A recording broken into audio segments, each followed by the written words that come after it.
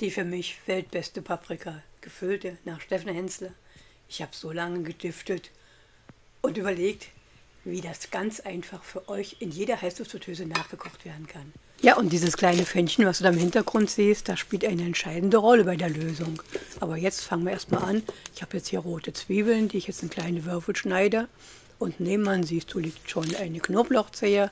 Das sind auch 2 Stück, die ich dann auch noch klein schneide, klein würfle.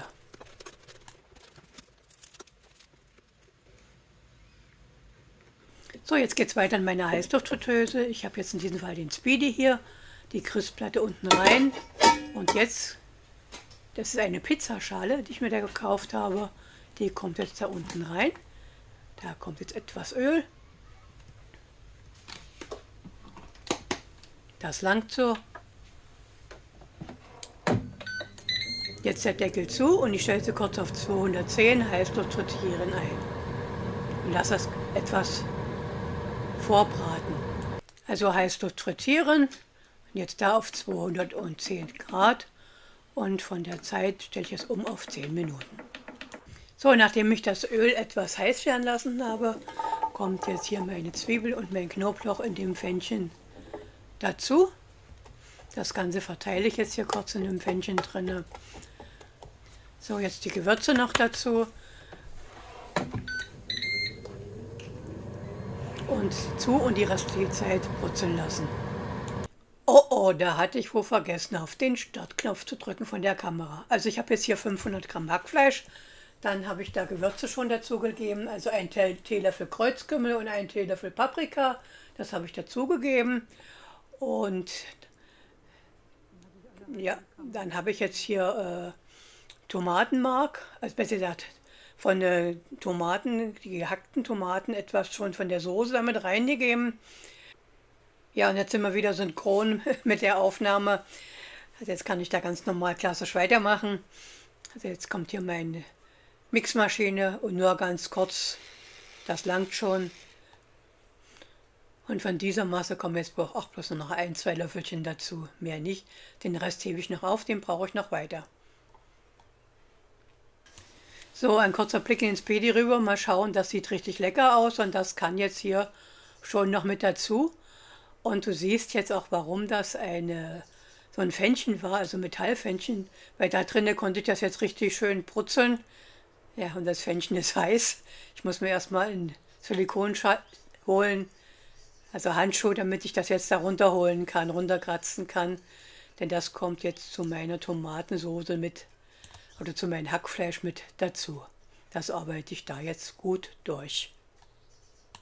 Ja, das sind so einzelne Arbeitsschritte, wo du dir halt überlegen kannst, wie du sag ich mal klassisch, was in der Pfanne normalerweise klassisch gebraten wird, eventuell abwandeln kannst, dass du das auch in der Heißluftfritteuse machen kannst und du nicht extra noch einen Ofen einschalten musst, den du dann nachher auch wieder noch putzen darfst.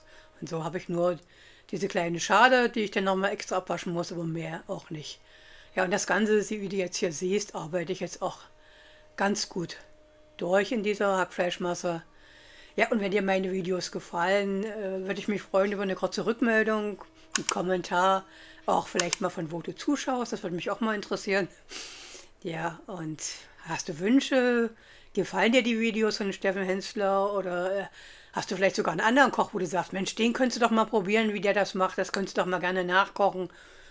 Ihr seht, ihr wisst, ich bin immer offen für so Sachen und ich versuche immer, das Ganze irgendwie umzusetzen, so dass auch ja, immer was Neues für euch dabei ist. Aber jetzt kochen wir hier erstmal klassisch weiter mit Steffen Hensler.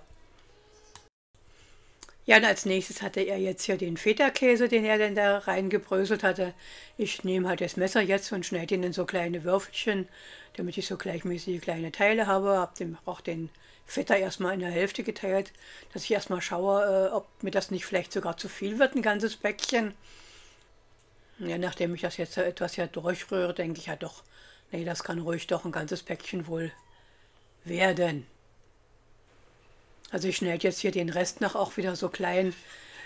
Ja, ich könnte es auch mit den Fingern so zerbröseln, aber ich denke, so habe ich gleichmäßig kleinere Stückchen und es fühlt sich für mich irgendwie besser an.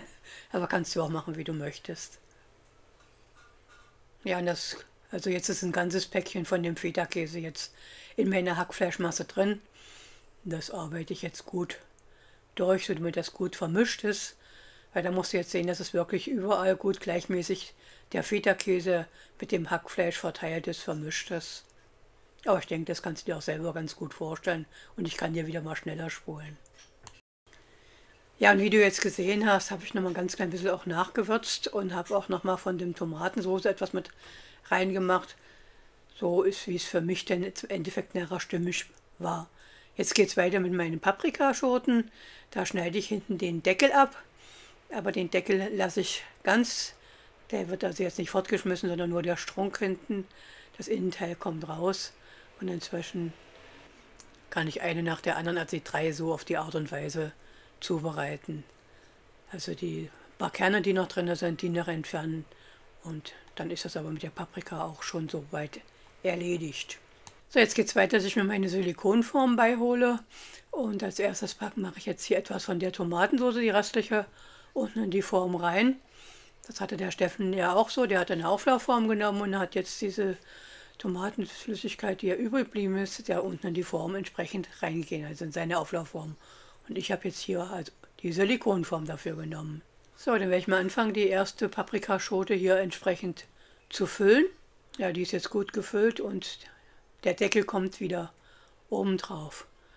Und das Ganze mache ich jetzt mit meinen nächsten 2 Paprikaschoten auch. So, meine 3 Paprikaschoten sind gefüllt und ich habe noch etwas Rest jetzt übrig. Und dann habe ich mir überlegt, das kann ich ja in die Tomatensauce mit reinpacken. Also jetzt weiche ich etwas von Stefan sein Gericht ab. Er hatte jetzt nämlich 4 Paprikaschoten, hatte 4 gefüllt, aber ich habe jetzt einfach nur 3 genommen und habe jetzt den Rest entsprechend jetzt hier in die Tomatensauce reingetan und verteile das jetzt hier in diese Form. So, jetzt habe ich alles gut verteilt von der Masse und jetzt kann ich meine restlichen 2 Paprikaschoten noch dazustellen. Und dann geht es auch schon rüber in die Heißluftfritteuse rein.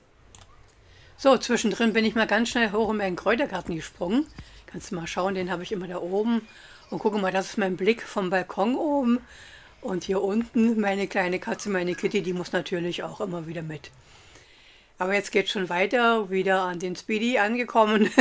Ja, die Christplatte ist noch unten drin.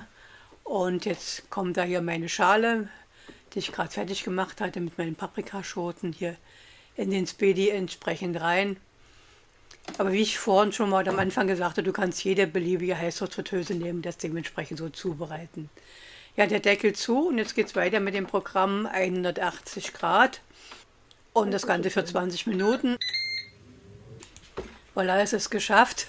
Und gut, dass die Silikonform diese Henkel an der Seite hat.